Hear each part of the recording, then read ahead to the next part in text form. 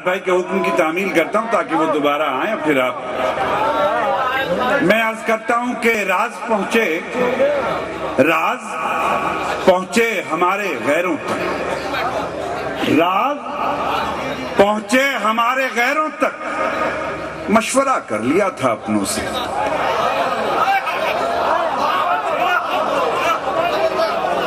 راز پہنچے ہمارے غیروں تک، مشورہ کر لیا تھا اپنوں سے۔ اور میرے دوستو، پچھلے دنوں میں ایک حادثے سے گزرا۔ میرے بڑے بھائی عمر دراز خاں عمر، جو اس شہر کے استاد شاعر تھے، میرے بھی استاد تھے، اللہ مغفرت فرمائے اور درجات بلند فرمائے، میں نے ایک شعر کہا، وہ عرض کرتا ہوں۔ میں نے شعر کہا کہ جن پر لٹا چکا تھا میں دنیا کی دولتیں، کیا کہنا، ملاحظہ فرمائیں کہ جن پر لٹا چکا تھا میں دنیا کی دولتیں، ان وارثوں نے مجھ کو کفن ناپ کر دیا۔ واہ واہ واہ،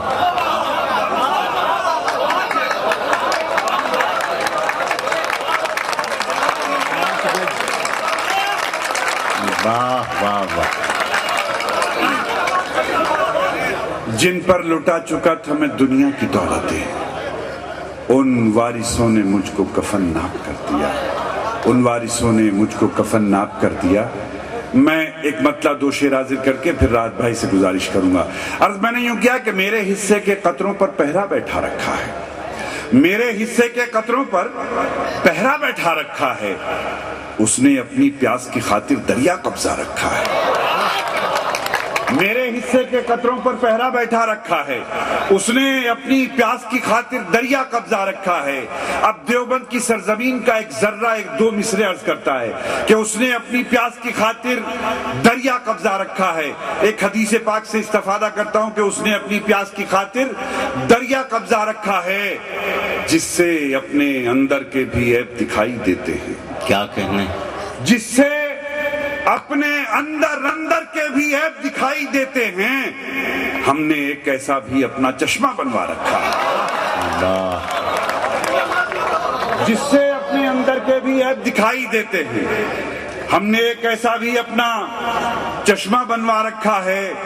یہ اردو کا چھوٹا سا طالب علم، میرے بڑے مربی اور کرم فرما راحت بھائی انور جلال پوری صاحب، لوگ احسان بھول جاتے ہیں، یہی اسٹیج تھا 1982 یا 84 کی بات ہے، میں نے ایک غزل پڑھی تھی کہ تیغ اپنی جگہ، دار اپنی جگہ اور حقیقت کا اظہار اپنی جگہ۔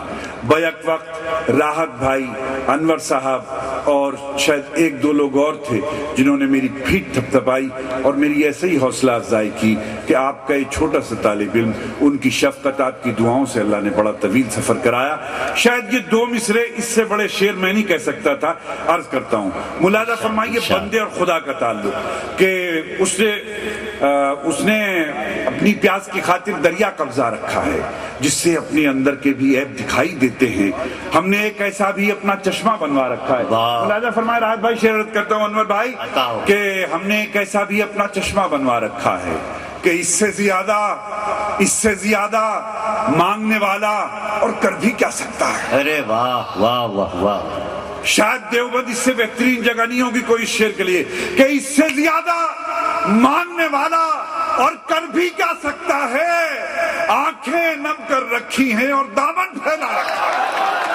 واہ واہ واہ واہ واہ، بھائی زندہ باد۔ اس سے زیادہ مانگنے والا اور کر بھی کیا سکتا ہے، آنکھیں نم کر رکھی ہیں اور دامن پھیلا رکھا ہے، آنکھیں نم کر رکھی ہیں اور دامن پھیلا رکھا ہے، آنکھیں نم کر رکھی ہیں اور دامن پھیلا رکھا ہے۔ یہ بھی شعر خاص طور پہ ایک خاص پس منظر میں آپ حضرات کی خدمت میں عرض کرتا ہوں کہ آنکھیں نم کر رکھی ہیں اور دامن پھیلا رکھا ہے کہ مولا آخر فاقوں کی بھی کب تک پرداداری ہو۔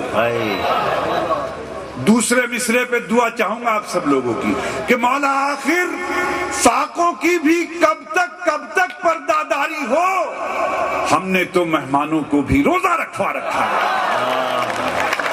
ہے۔